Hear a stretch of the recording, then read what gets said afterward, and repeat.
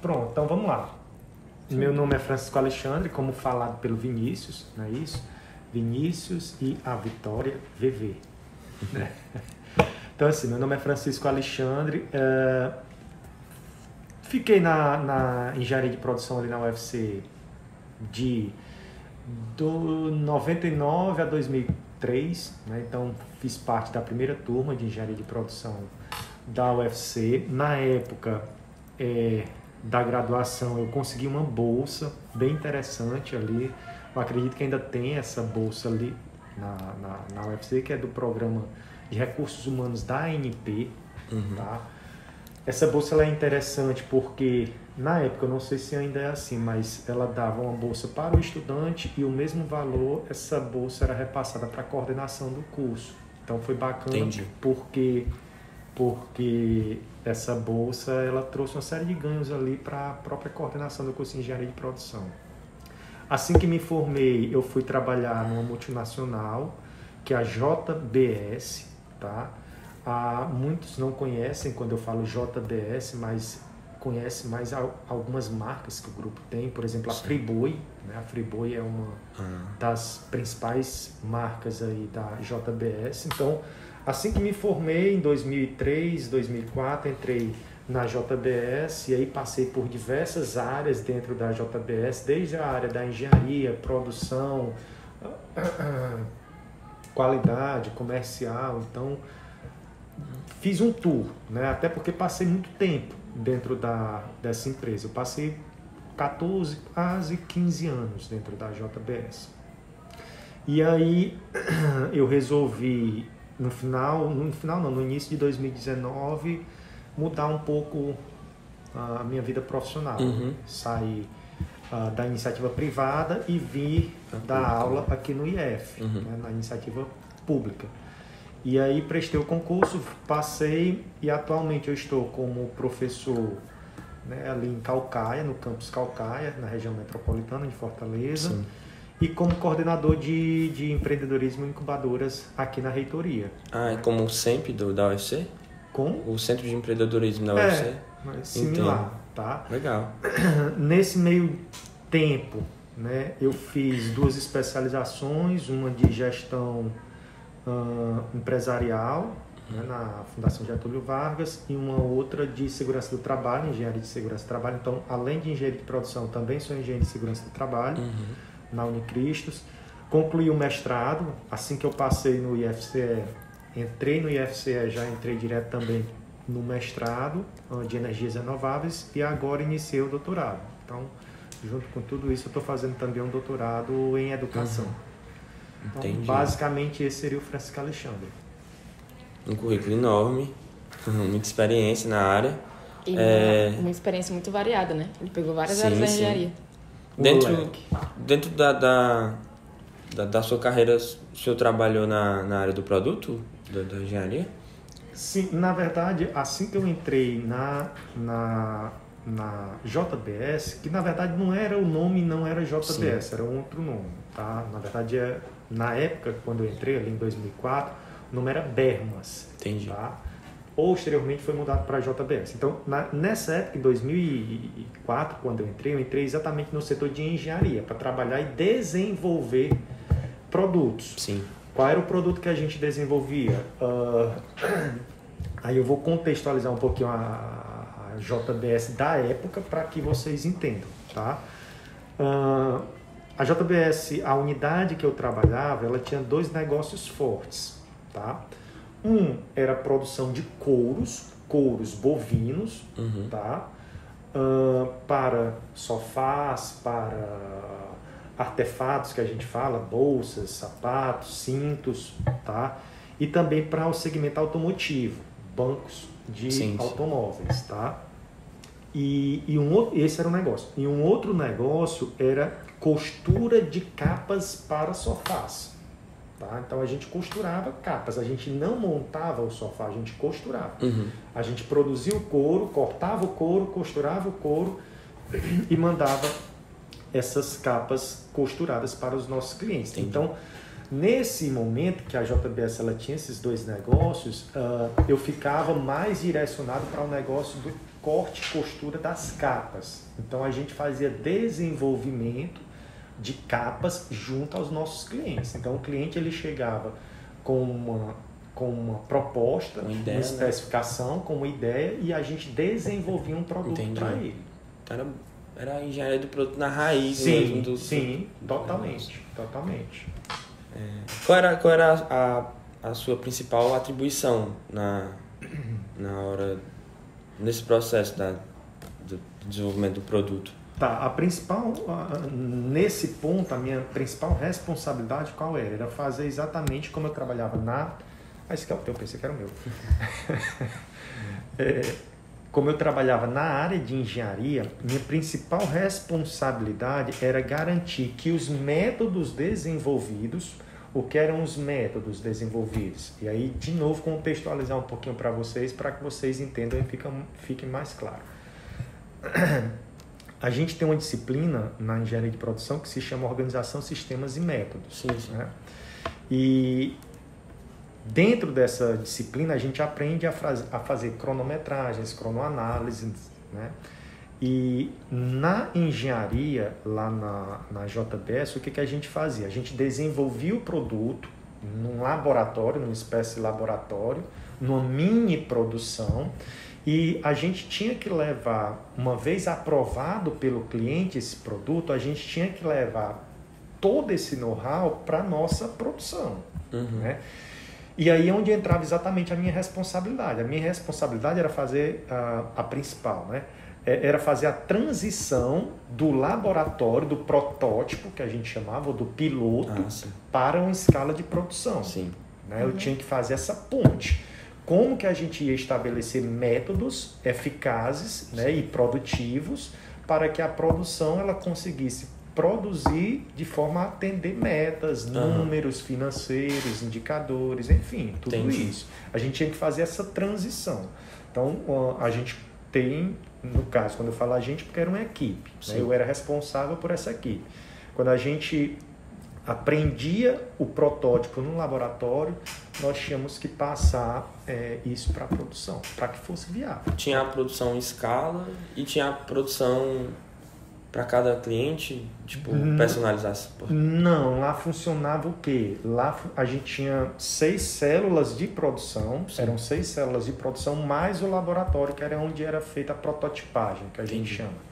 Né, que é feita a validação do produto junto ao cliente. Então, uma vez feita essa validação, qualquer uma dessas 6 células estava apta a fazer a produção independente do cliente. Perfeito. Óbvio que quando a gente tinha um produto novo, a gente não começava com 6 células de produção. Sim. Quando a gente tinha um produto novo, a gente colocava em uma célula dessas 6. Cada célula dessa era composta por 18 costureiras, tá? Em linha. Então a gente tinha 3 linhas, 3 de 6, né? 6, 6, 6. E a gente colocava isso em uma célula, deixava uma semana rodando, deu tudo ok, passa para as demais. Entendi. Quais as experiências que o senhor mais adquiriu durante o tempo de atuação na área do produto? Então, na verdade, eu diria assim, que independente da área, eu acho que uma experiência, isso não está atrelado diretamente ao produto. Depois eu posso voltar e tentar lembrar aqui uma relacionada ao produto, mas eu acredito que como engenheiro de produção, essa experiência que eu tive logo, sair da faculdade, entrar numa multinacional, o que me trouxe mais experiência foi como lidar com as pessoas. Né?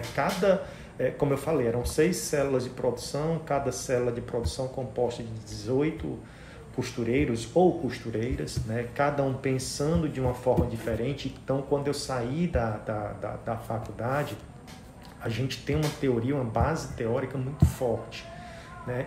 E a gente tem que fazer uma balança, um contrapeso em pegar essa base teórica muito forte que a gente prática, né? Aprende lá e colocar na prática. Sim. Né? Então, isso muitas vezes lidando com diferentes pessoas, né? Com diferentes cabeças, com diferentes pensamentos. Não é tão simples. sabe? Então, eu acho que a maior experiência que eu tive logo nesse início de trabalho foi como lidar com essas diferenças entre pessoas, que a gente quer mostrar, a gente sai da faculdade, a gente quer mostrar serviço, né? Quer mostrar, principalmente, além de serviço, resultado. Sim. E nem sempre é tão fácil e as coisas nem sempre acontecem como a gente planeja. Então, acho que uma experiência muito bacana para mim em relação à engenharia de produção foi como lidar com as pessoas, né? Conhecer as pessoas, como saber chegar nas pessoas e conseguir o que você quer. De certa forma, eu vou usar essa palavra, tá usando as outras pessoas, né? Mas não no sentido pejorativo. E aí, trazendo um pouco para o produto, eu acho que o que mais me deixou como experiência é o conhecimento na verdade, a importância de se conhecer os requisitos do cliente, sabe? Quando você desenvolve um produto, é muito importante você conhecer qual é a necessidade do seu cliente. O que seu cliente quer é diferente daquilo que muitas vezes você quer. Sim. Né? Então, isso você precisa conhecer bem. O que seu cliente deseja? Prazo, qualidade, entrega, logística, enfim, quais são os desejos do cliente, o que vai, quando ele olhar para aquele produto, o que é que vai fazer os olhos dele, os olhos do cliente brilhar, né? Então, eu acho que o que mais me trouxe como experiência, vamos dizer assim, foi isso. E você ainda tem que transpor para a prática, sim, né? Sim. Tem que ver é um se desafio. O interessante da área da produção é esse contato com várias outras áreas e, consequentemente, várias pessoas diferentes. É muito plural, é uma área que você estava dizendo, né? Logo no começo você falou assim, eu fui para diversas áreas para aumentar, né? O leque, fui para energias renováveis, fui para segurança do trabalho. A própria engenharia de produção, ela já tem um leque muito amplo, né? E aí você, uma vez formado, é importante que você vá abrindo ainda mais esse leque. Tá? É o que você acabou de falar, e a área de produção ela te dá essa oportunidade muito bacana, e a área do produto ela te dá, além do mais, né? Além de todo esse leque, ela te possibilita ter o contato direto, muitas vezes com o cliente. Sim. Né? Que é o pilar, mais importante. É um dos pilares mais importantes aí das organizações. Entendi. Qual é a característica que é considerada como diferencial para trabalhar na área do produto? Pensando rapidamente, eu diria idiomas. Eu acho que para o engenheiro de produção hoje, que lida com o mercado globalizado, saber falar inglês eu diria, já virou... Só comum. Virou comum, não é mais não é o diferencial, né? Eu acredito que falar o terceiro, né? Porque tem o nosso idioma raiz, o segundo seria o inglês e um terceiro idioma, um espanhol, um francês, um alemão. E isso, para mim, eu considero um diferencial, sabe? Eu, por exemplo, cheguei a perder oportunidades porque naquele momento eu não falava fluentemente um segundo idioma. Sabe? Então, eu considero que hoje, para o engenheiro de produção, se ele quer realmente crescer, se ele quer se mostrar diferente para o mercado, ele precisa ter um terceiro idioma. O que é que um aluno que pretende atuar na área do produto, ele tem que esperar em relação ao mercado de trabalho? Ou ele tem que buscar no mercado de trabalho? Pergunta complicada essa daí. O que um aluno que quer trabalhar na área de produto... deve esperar ou buscar no mercado de trabalho? Talvez um complemento daquilo que a gente já andou falando, tá? O aluno ele precisa ter mente aberta, né, para saber lidar com diferentes formas de pensar. Eu acredito que o aluno ele precisa ter uma condição de trabalhar sob pressão, porque os clientes hoje eles querem tudo ao mesmo tempo e para ontem, então trabalhar sob pressão talvez seja uma outra característica importante. E às vezes a gente acha que é fácil trabalhar sob pressão, mas não é, porque muitas vezes quando a gente trabalha sob pressão a gente acaba cometendo muitos erros, né? E nem sempre clientes eles admitem alguns tipos de erros, né? Então você conseguir manter ou mesmo conquistar clientes sob pressão muitas vezes não é tão fácil. Então, trabalhar algumas características relacionadas a isso que eu acabei de falar, talvez sejam bem interessantes. Criatividade também, né? Com desenvolver produto. Acho que é o mais importante. Trabalhar com ferramentas novas, né? Inovação, criatividade, programação, tudo, com certeza. Quanto mais coisas você vai adicionando, mais possibilidades de produto você pode criar. Com certeza. Vai aparecendo. Com certeza. O senhor consegue recordar de algum problema que o senhor vivenciou na época? Em que área? Na do produto. Na área do produto? Isso. Que o senhor solucionou? Tenho. Na verdade, eu me lembro de vários problemas, mas o que eu diria que até hoje eu considero que foi o mais importante, eu vou relatar aqui para vocês. O que acontece? Eu falei para vocês que a gente tem lá dentro da JBS, né? A gente tem um setor de engenharia que desenvolve os produtos, né? Valida com o cliente e só aí, uma vez validado, a gente coloca em escala de produção. Então, sempre foi dessa forma que a gente trabalhou e eu acredito que a maioria das empresas organizadas trabalham. Tá? E aí o que acontece? A gente teve um cliente que a gente sempre buscou, um cliente europeu, tá? da Noruega, que a gente sempre tentou trazer ele para o nosso grupo. É um cliente específico. É um cliente específico. Tá? De novo, para contextualizar vocês, a JBS aqui por vários anos foi a maior exportadora do Ceará. Tá? Então o foco da nossa unidade era exportação, sempre foi exportação, ainda é. Né? E um dos principais clientes nesse ramo de couro, que produz sofás de alto padrão, é um cliente, uma empresa que fica lá na Noruega, na Europa. E a gente sempre tentou trazer esse cliente para dentro da nossa planta. Sim. E por várias tentativas, né, após várias tentativas, a gente conseguiu formalizar alguns pedidos que o cliente considerou como pedidos piloto. Olha, a gente vai fazer alguns pedidos para vocês. Um teste, né? E aí, dependendo de como for o resultado desses pedidos, a gente vai dando sequência, vai aumentando, vai incrementando os volumes de produção. E aí a gente concordou. Era um cliente que trazia um alto valor agregado até financeiro, né, para o produto.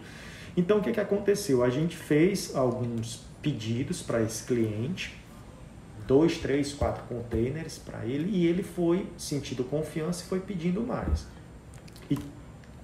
E isso tudo passando por todo esse processo. Sim. A gente validava o produto dele dentro do laboratório e depois levava para a escala de produção. E aí o que aconteceu? Depois que a gente já estava bem 1 ano, 2 anos trabalhando, 1 ano e meio, 2 anos não, trabalhando com esse cliente e ele incrementando os volumes de produção, aconteceu uma situação que uma das piores situações que acontece quando a gente trabalha com couro. O que aconteceu? A gente produziu 3 containers para ele de um mesmo produto, de uma mesma cor, tá? Um branquinho gelo. Sei. Fez todos os testes, até porque para esses produtos eles serem exportados, eles precisam passar por uma série de parâmetros físicos e químicos. Né? A gente fez todos os testes químicos e embarcou esses 3 containers. Sempre a gente guarda a amostra do que a gente está embarcando para caso o cliente reclame, a gente tem uma contraprova, poder fazer até outras análises. E até aí estava tudo bem, 1 ano e meio trabalhando com ele. E aí o que aconteceu? A gente embarcou esses 3 containers e quando chegou lá no porto dele, era um inverno muito forte, coisa de menos 10 graus. Tá? Na Noruega, né? Na Noruega. E aí quando os containers chegaram na fábrica dele, que ele abriu, uma característica crítica para eles, obviamente, é a cor. Sim. Tá? A cor é um parâmetro crítico. Isso dentro do produto vocês vão ver que tem as características críticas. Tá? E aí quando ele abriu o container e comparou o couro que a gente tinha mandado com o padrão de cor dele, estava completamente fora. De um branco gelo estava mais para um amarelado. Né? Ficou um branco bem amarelado. Sim. E na mesma hora ele ligou para a gente, olha, o que vocês mandaram está completamente fora do que eu pedi, eu não posso nem costurar meus sofás e eu já tenho prazo de entrega para costurar.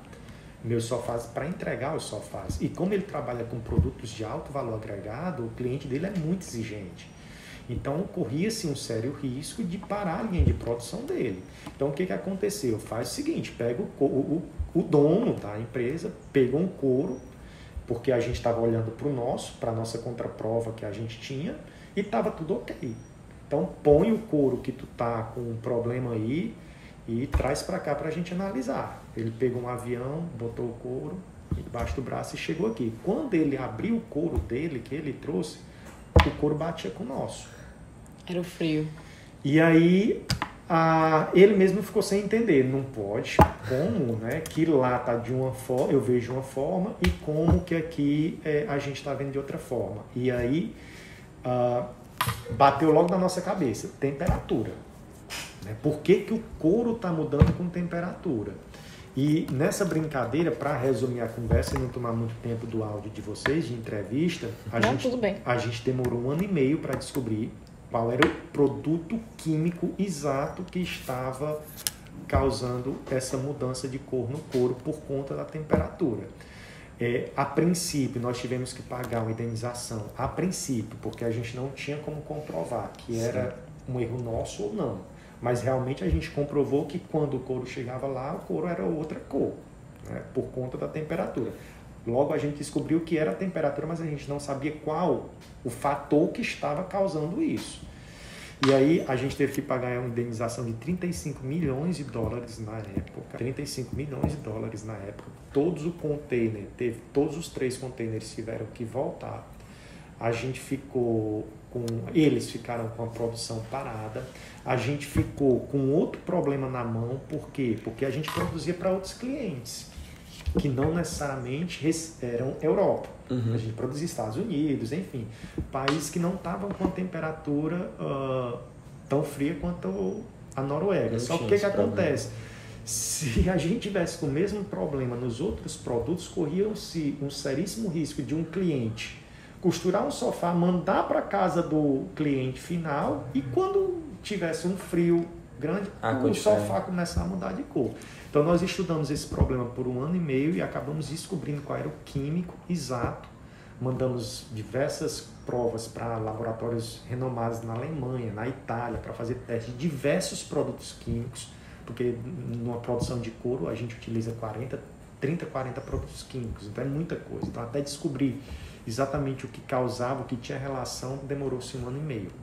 De muitos estudos, muitos trabalhos, e aí a partir do momento que a gente identificou o químico, a gente conseguiu identificar que o fornecedor que fornecia aquele produto químico tinha feito uma alteração na base química dele e não tinha comunicado nenhum dos clientes, no caso a gente.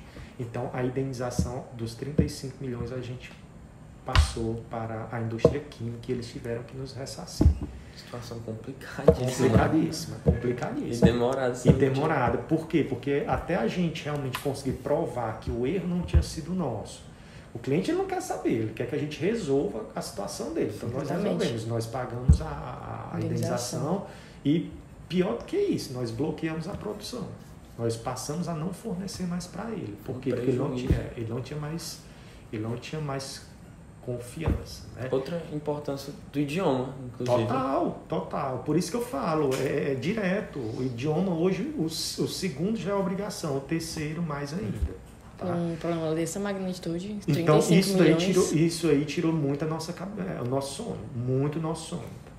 Tá? Então, o que eu consigo dizer para vocês, e o maior problema, eu diria que durante essa minha trajetória foi esse daí. Como eu era responsável de qualidade na época, então a pancada foi grande, porque por conta, como que deixou passar esse problema, como é que ninguém viu, só que no final das contas a gente acabou descobrindo que não dava para ver o problema. Sim. Só daria para ver o problema se tivesse numa temperatura extrema. E também não tinha como esperar, né? Não. Foi uma coisa do fornecedor. A gente aprendeu muito com isso, né? A gente teve que mudar nosso processo de validação, né? Então nosso processo dos fornecedores. Então a gente aprendeu muito com isso. Tá? Foi um processo que a gente aprendeu bastante. Na raiz do... Total.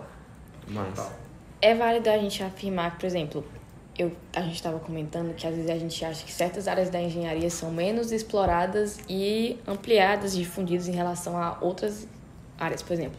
A engenharia econômica é como se fosse o carro-chefe da engenharia de produção. E a gente acha, por exemplo, é muito difícil a gente achar coisas sobre engenharia do produto, organizacional também, complicado.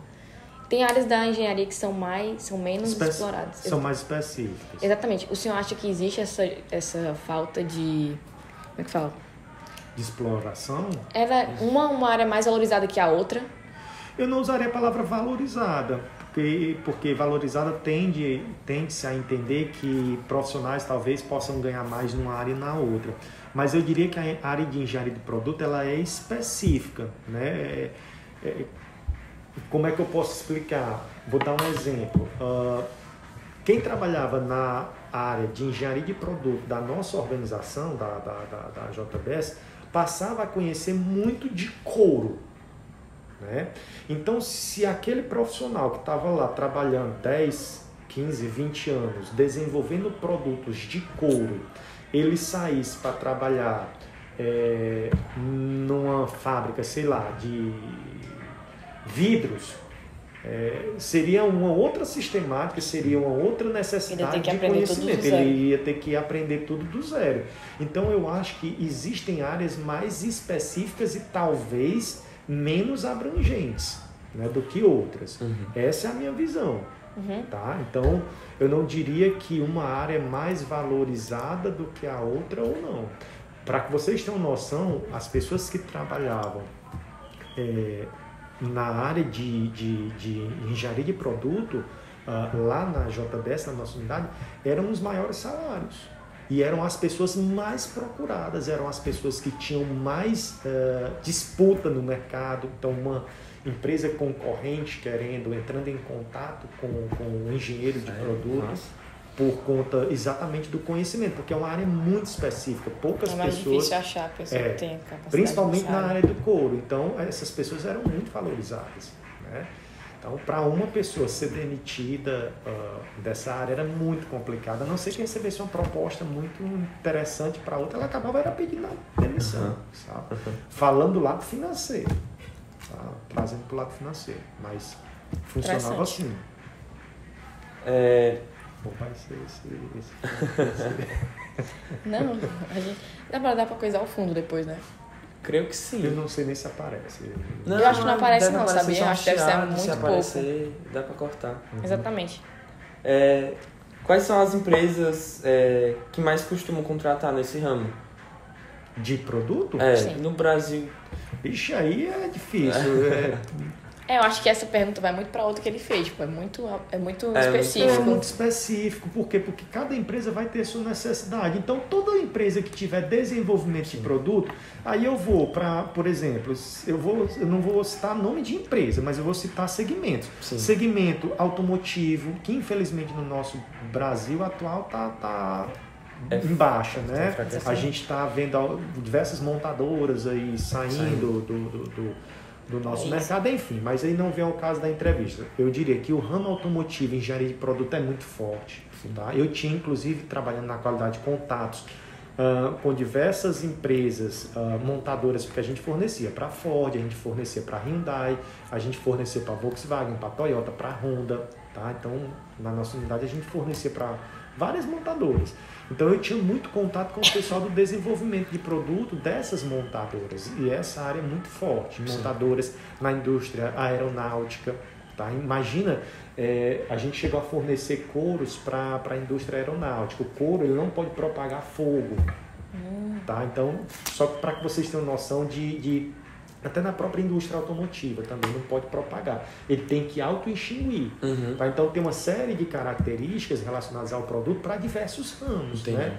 Para sofá é uma coisa, para bolsa é outro, né? Para indústria aeronáutica é outra. Então eu entendo que indústria aeronáutica, indústria automotiva, as indústrias de energias renováveis agora, né? Crescendo cada vez mais. Crescendo mais. Precisam de inovação para poder crescer no mercado. Então, precisam desenvolver produtos e até pensar em sustentabilidade, porque a gente fala muito, e aí é onde entra de novo a questão do desenvolvimento de produto. A gente fala muito da energia em si renovável. Tá, mas o que é que a gente vai fazer com as pás eólicas daqui a 30, 40, 50 anos? Sim. O que a gente... fala-se muito em carros elétricos. O que a gente vai fazer com esse monte de bateria de carro daqui a 30, 40 ou até menos anos? Né? Tem várias coisas no processo produtivo.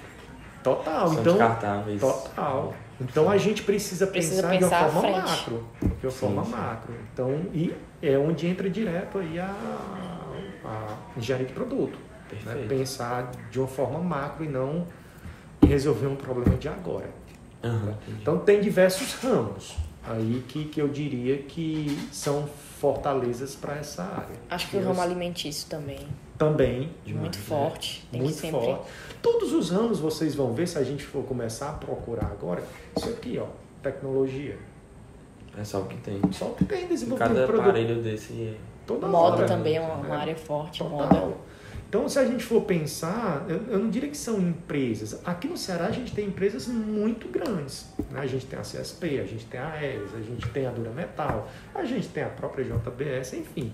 Né? Então, em termos de empresa, eu não vou pontuar uma ou outra, mas como eu falei, eu pontuei segmentos. Sim. Que eu acredito que em todos eles essa área de produto é muito importante. Perfeito. Creio que seja isso. Já? Na hora que acabou o negócio. Acho que a gente fez todas as perguntas. O senhor tem alguma coisa para pontuar? Não, de novo, bacana demais a experiência que o Breno, né, professor Breno, está pedindo para vocês. Eu acho que vai engrandecer bastante. Engenharia de produção é uma área que eu particularmente entrei sem conhecer e saí apaixonado por ela. Então, é uma área muito boa para vocês. Não existe essa história de que a engenharia que o mercado está baixo, o mercado não sei o quê. Cara, para um bom profissional e para quem é diferente, sempre vai ter vaga.